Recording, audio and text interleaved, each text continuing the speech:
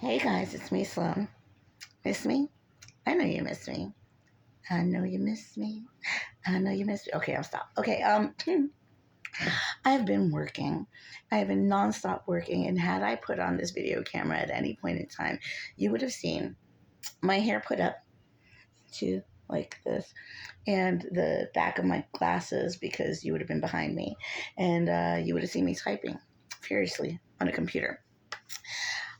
Probably writing about my brother's phallus. Yeah, there's a whole chapter about that in his book. God. Apparently, he got it pierced, and then, yeah, so things go on from there. It's like a party trick. Anyway, so, rude. Anyway, so what's been going on? I've been writing. I've been writing on his book. I've been writing on my book, and I'm suing my landlord. Right, that's right.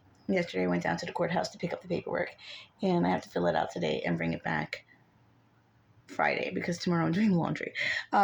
So yeah, that's a thing. Let's see, what else? On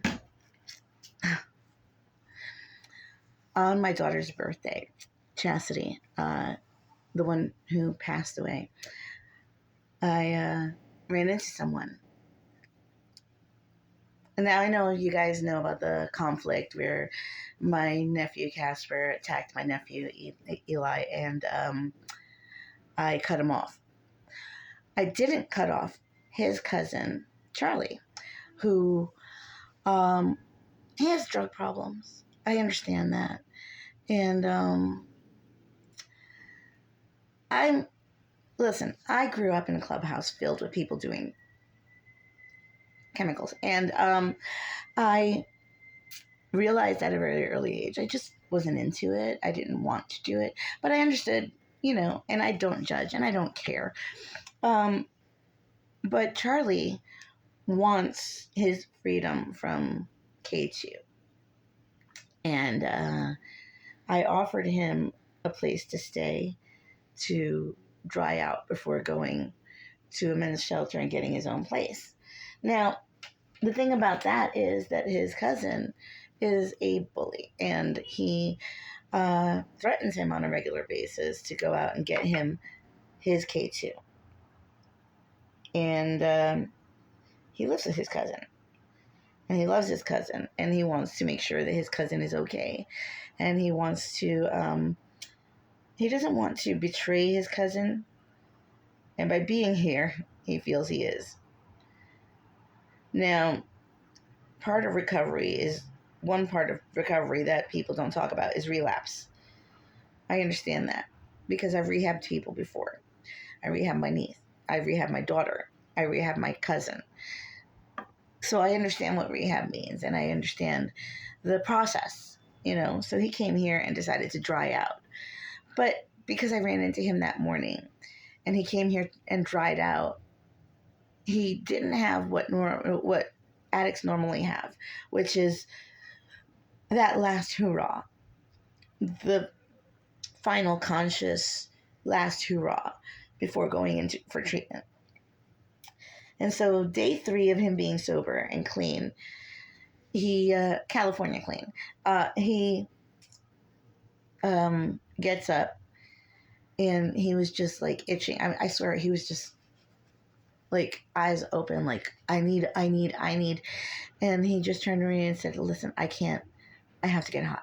And he ran literally out of my house. Now, what I didn't tell him is that I had what he gave me when he came here and said, get rid of. I had that in a drawer, knowing that relapse is part of recovery. And I was going to give him little by little, from his thing. But he didn't let me get the words out. He literally ran from my bedroom through the house to the front door. Now, by the time I could say, but Charlie, I didn't even get through the word Charlie, and he was out my front door, which is quite a feat for a big man such as himself. Yeah, so that happened, and I'm kind of not upset. I'm not his mom. I'm just kind of hoping that he realizes that he can come back and that he can dry out here and that it's okay, because he's nothing like his cousin. He's actually the polar opposite. He's very conscious, very aware, very polite. He asks before he even uses my bathroom every single time during the 3 days that he was here. It drove me a little bit nuts, but I understood why, and I get it. And he's just a really good guy, a really sweet guy. And so, yeah, I'm hoping that he comes back so that he can finish drying out before, because I want to help him get his own place. I don't like that he's living with his cousin. I know this lady. She works at the pantry, and she fixes up 4 trays of food. She staples them closed and brings them over to him every day. Casper. She brings it over to Casper every day for him and his cousin, so each of them can have 2. He eats 3.5 of them and then hands the scraps, what's left over, to his cousin, Charlie, who is much bigger than he is, by the way. When Charlie came home from jail, he was 385 pounds, almost 390. And he was buff, And now I look at him, and he is this tall, lean man with a belly. He's just very skinny. He's 170 pounds. He has lost a lot of weight. And it's not okay. And it's just very much not okay. He lost half of himself, And I wanted to, while he was here, and I fed him, he was just so appreciative of every meal. And I only eat twice a day. And he sat there waiting patiently. He didn't ask for food. He didn't ask for anything. But when I got up in the morning, I would make him breakfast, which I don't normally do. I wait until like the afternoon, make myself a sandwich, and then I'll have dinner. But I made him breakfast, skip lunch because I can only do 2 meals a day. And then I'd make us a nice extravagant dinner. And he was just so, you don't understand how appreciative this man was. He was literally brought to tears when I brought him a plate of dinner. He was like, "This is for me," and he literally tears were coming out of his.